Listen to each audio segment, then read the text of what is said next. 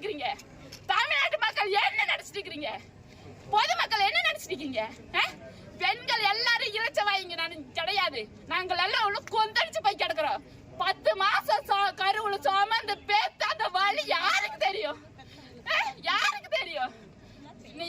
எங்க குழந்தைங்களுக்கு ஒண்ணு நடந்துச்சுன்னா விடவே மாட்டேன். அதுக்குதான் உங்களுக்கு திறமையான ஆளுன்னு சொல்லிட்டு ஆக்சன் ஹீரோன்னு நினைச்சிட்டு உங்களை கொண்டு வந்திருக்கிறோம் நாங்க. நீங்க படத்துல காமிக்கிற மாதிரி எல்லாம் இங்க காமிக்கணும்.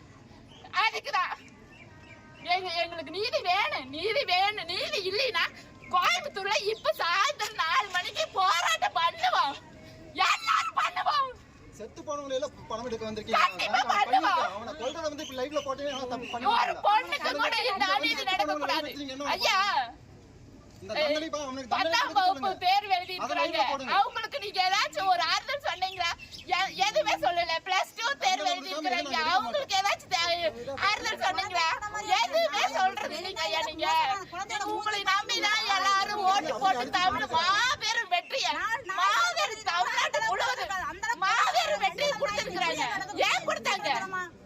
உங்களுக்கு தான் கொடுத்திருக்காங்க அந்த வெற்றியை. ஏன் சிஎம் வந்தா காப்பாத்துவாரு. லைவ் போடுங்க எல்லாரும் பார்க்கணும். காப்பாத்துவாரு. கொடுமையை சித்திரவதை